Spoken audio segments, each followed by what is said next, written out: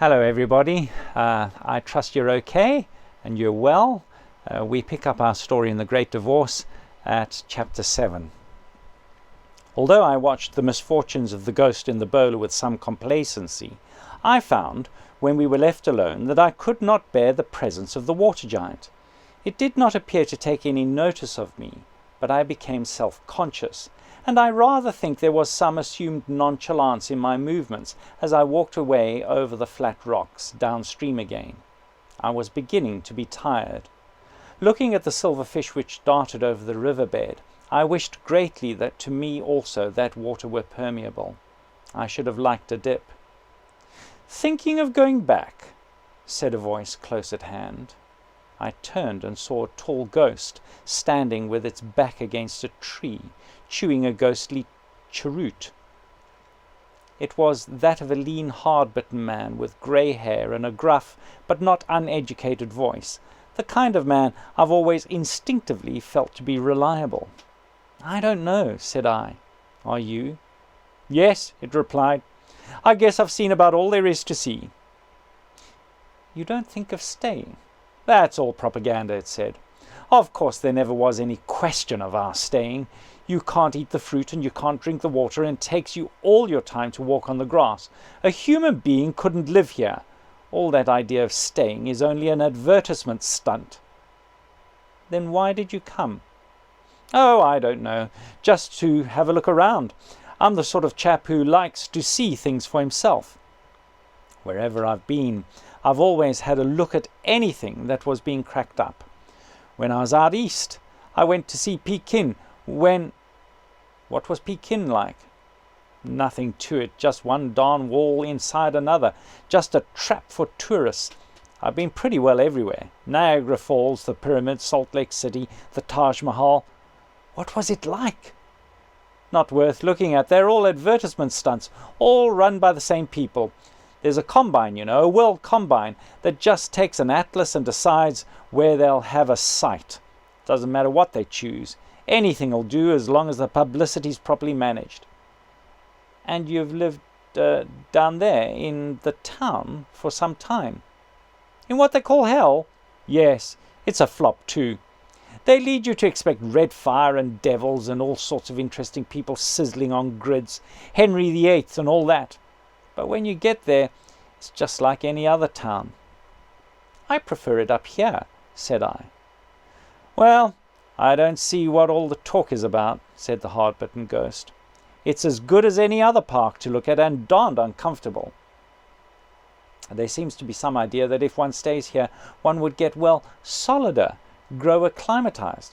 "I know all about that," said the ghost. "Same old lie. People have been telling me that sort of thing all my life. They told me in the nursery that if I were good, I'd be happy. And they told me at school that Latin would get easier as I went on. After I'd been married a month, some fool was telling me that there were always difficulties at first, but with tact and patience, I'd soon settle down and like it. And all through 2 wars, what didn't they say about the good time coming, if only I'd be a brave boy and go on being shot at? Of course, they'll play the old game here if anyone's fool enough to listen." "But who are they? This might be run by someone different." Entirely new management, eh?" "Don't you believe it. It's never a new management. You'll always find the same old ring. I know all about dear, kind mummy coming up to your bedroom and getting all she wants to know out of you, but you always found she and father were the same firm, really. Didn't we find that both sides in all the wars were run by the same armament firms? Or the same firm which is behind the Jews and the Vatican and the dictators and the democracies and all the rest of it. All this stuff up here is run by the same people as the town. They're just laughing at us." "I thought they were at war." "Of course you did. That's the official version. But who's even seen any signs of it? Oh, I know, that's how they talk. But if there's really a war, why don't they do anything? Don't you see that if the official version were true, these chaps up here would attack and sweep up the town out of existence? They've got the strength. If they wanted to rescue us, they could do it. But obviously the last thing that they want is to end their so-called war. The whole game depends on keeping it going. This account of the matter struck me as uncomfortably plausible. I said nothing. "Anyway," said the ghost, "who wants to be rescued? What the hell would there be to do here?" "Or there," said I. "Quite," said the ghost. "They've got you either way." "What would you like to do if you had your choice?" I asked. "There you go," said the ghost with a certain triumph, "asking me to make a plan. It's up to the management to find something that doesn't bore us, isn't it? It's their job. Why should we do it for them? That's just where all the parsons and moralists have got the thing upside down. They keep on asking us to alter ourselves. But if the people who run the show are so clever and so powerful, why don't they find something to suit their public? All this poppycock about growing harder so that the grass doesn't hurt our feet now. There's an example. What would you say if you went to a hotel where the eggs were all bad, and when you complained to the boss, instead of apologizing and changing his dairyman, he just told you that if you tried, you'd get to like bad eggs in time?" "Well, I'll be getting along," said the ghost after a short silence. "You coming my way?" "There doesn't seem to be much point in going anywhere on your showing," I replied. A great depression had come over me. "And at least it's not raining here." "Not at the moment," said the hard-bitten ghost, "but I never saw one of those bright mornings that didn't turn to rain later on. And by gum, when it does rain here." "Ah, you hadn't thought of that. It hadn't occurred to you that with the sort of water they have here, every raindrop will make a hole in you like a machine gun bullet. That's their little joke, you see. First of all, tantalize you with ground you can't walk on and water you can't drink, and then drill you full of holes. But they won't catch me that way." A few minutes later, he moved off. Chapter 8. I sat still on a stone by the riverside, feeling as miserable as I ever felt in my life. Hitherto it had not occurred to me to doubt the intentions of the solid people, nor to question the essential goodness of their country, even if it were a country which I could not long inhabit. It had indeed once crossed my mind that if these solid people were as benevolent as I had heard one or two of them claim to be, they might have done something to help the inhabitants of the town, something more than meeting them on the plain. Now a terrible explanation came into my mind. How if this whole trip were allowed the ghosts merely to mock them? Horrible myths and doctrines stirred in my memory. I thought how the gods had punished Tantalus. I thought about the place in the book of Revelation where it says that the smoke of hell goes up forever in the sight of the blessed spirits. I remembered how poor Cowper, dreaming that he was not after all doomed to perdition, at once knew the dream to be false and said, "These are the sharpest arrows in his quiver." And what the hard-bitten ghost had said about the rain was clearly true. Even a shower of dewdrops from a branch might tear me in pieces. I had not thought of this before. And how easily I might have ventured into the spray of the waterfall. The sense of danger, which had never been entirely absent since I left the bus, awoke with sharp urgency. I gazed around on the trees, the flowers, and the talking cataract. They had begun to look unbearably sinister. Bright insects darted to and fro.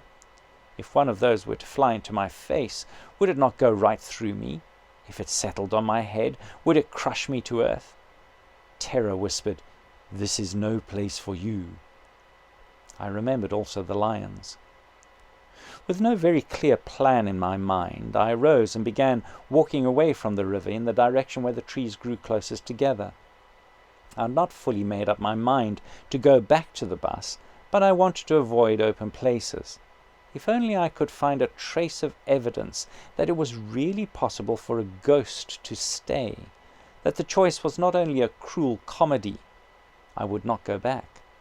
In the meantime I went on gingerly and keeping a sharp lookout. In about half an hour I came to a little clearing with some bushes in the centre. As I stopped, wondering if I dared cross it, I realized that I was not alone.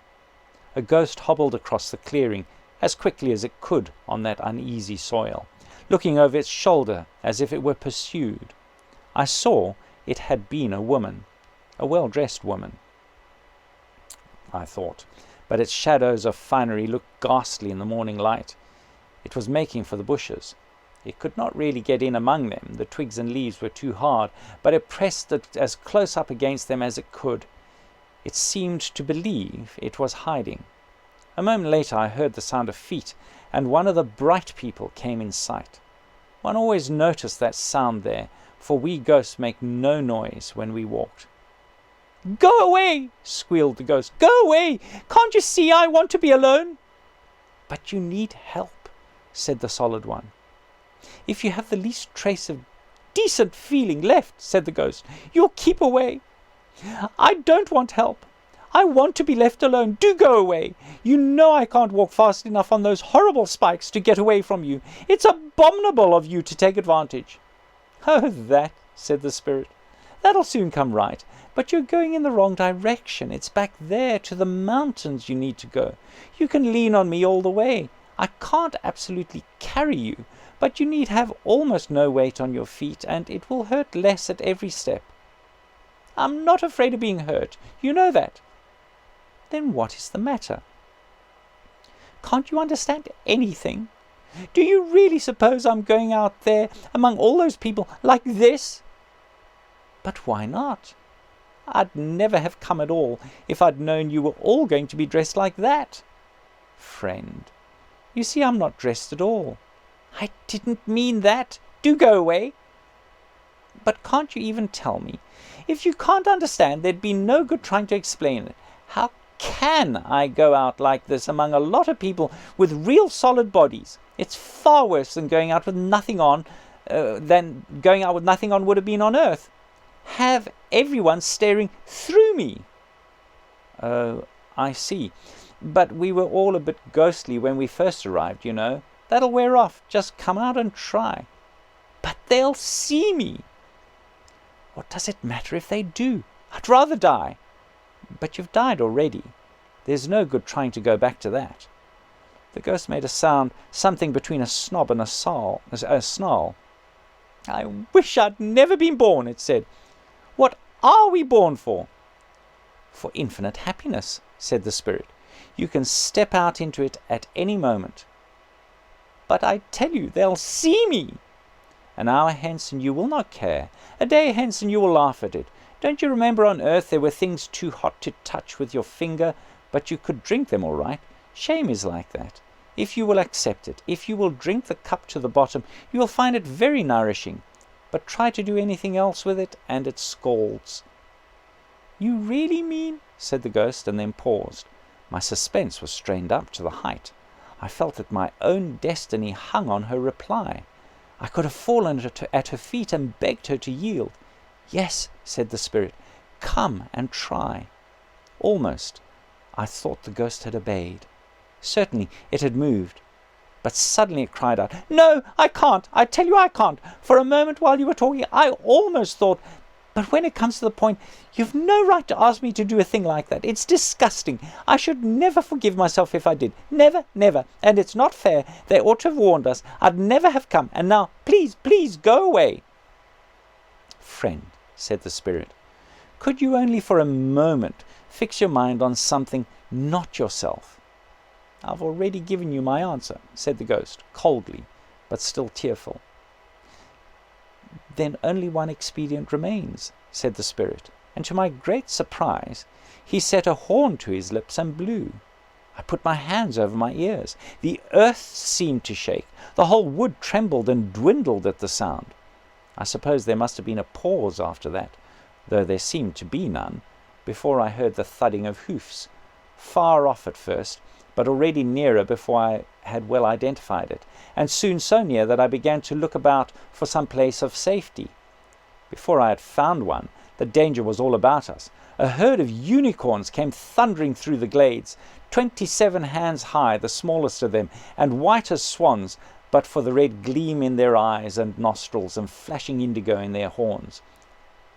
I can still remember the squelching noise of the soft wet turf under their hoofs, the breaking of the undergrowth, the snorting and the whinnying, how their hind legs went up and their horned heads down in mimic battle. Even then I wondered for what real battle it might be the rehearsal. I heard the ghost scream, and I think it made a bolt away from the bushes, perhaps towards the spirit, but I don't know. For my own nerve failed, and I fled, not heeding for the moment the horrible going underfoot, and not once daring to pause. So I never saw the end of that interview. Well, we'll have to wait till next week for chapter 9. God bless you all.